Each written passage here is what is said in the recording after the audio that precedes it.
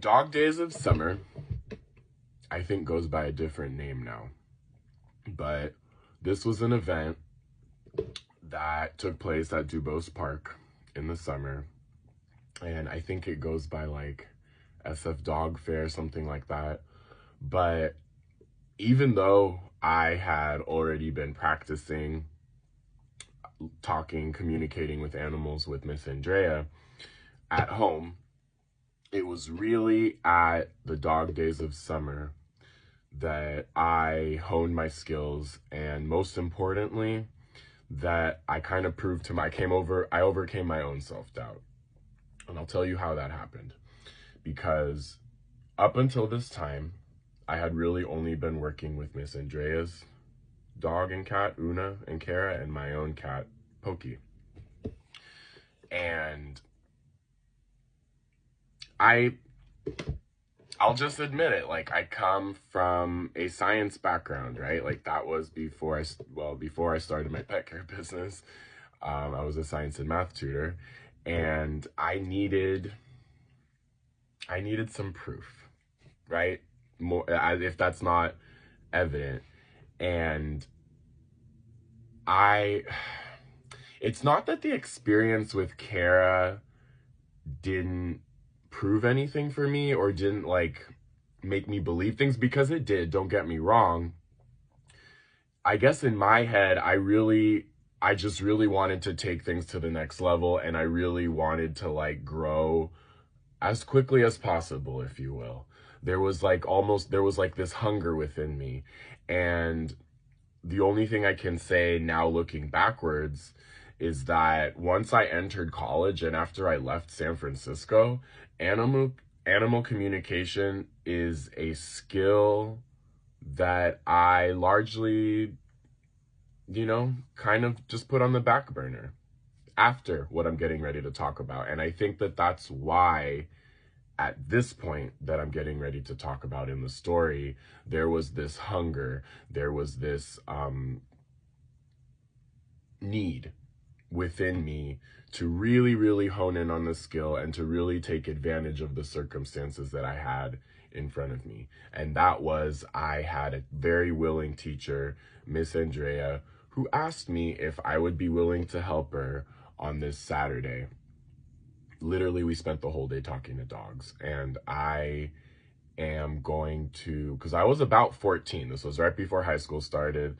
The reason why I remember that is because, I think I've already said this, but I asked Miss Andrea if she would write me a letter of recommendation. I didn't want to get paid, I wanted some school credit for it if I could get that. Anyway, this was before I've started journaling, so I'm going to try to remember, again, more than 10 years ago. I'm going to try to remember as many conversations as we had, and I'm going to end with the most poignant one, if you will, and that moment is a deja vu moment that you'll see where I'm going with this. So I'll never forget,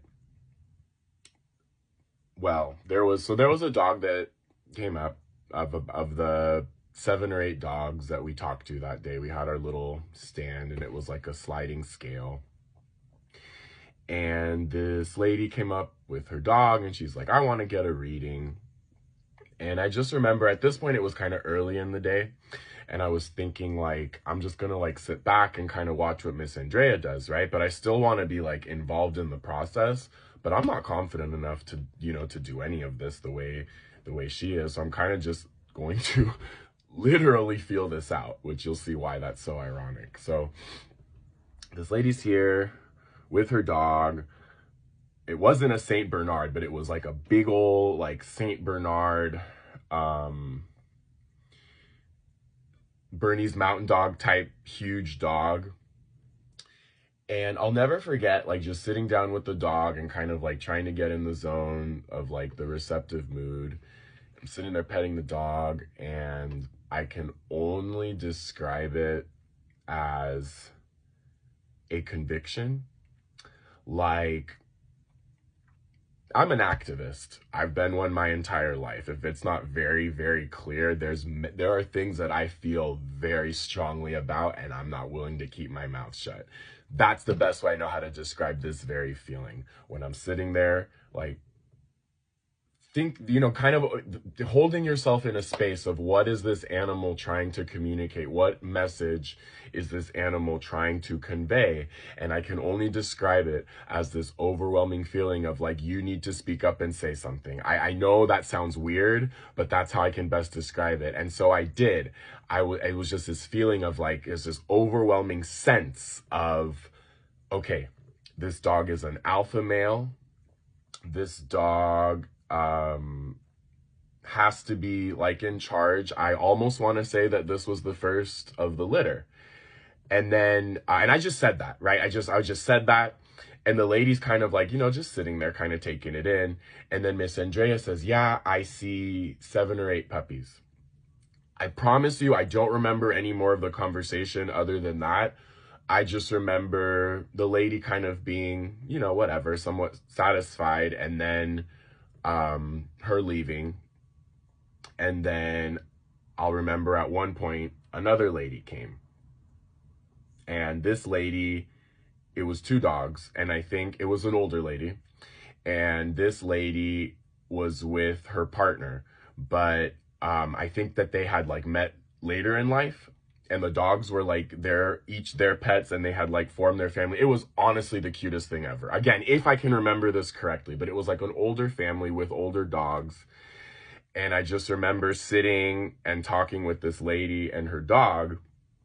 And again, the dog was just expressing how much she cared for this person and how much she approved of the person's partner.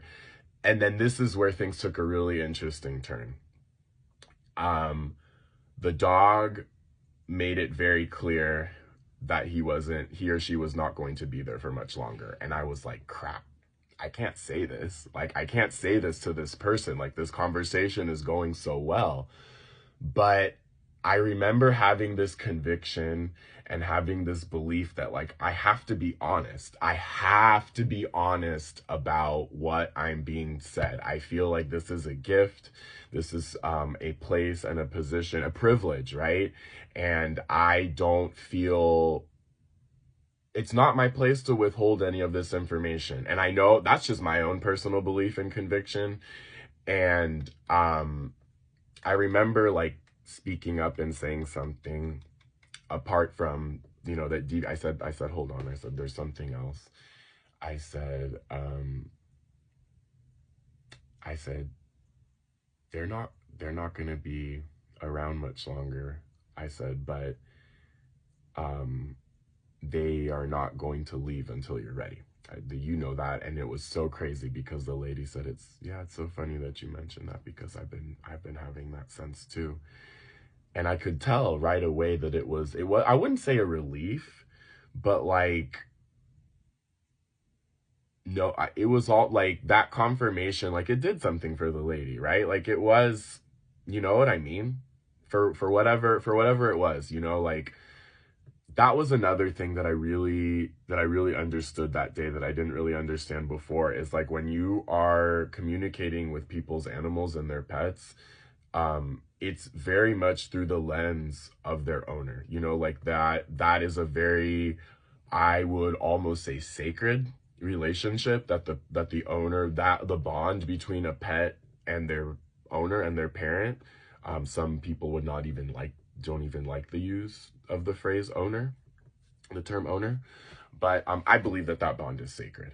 And the conversations that the animal is having is normally in the context of the most important person in their life, right? In the next video, I am going to tell you about the most poignant, most important conversation that we had that day. And would you believe me if I told you that it literally came up not 10, 15 years later? It was the craziest moment that I'm getting ready to talk about. See you in the next video.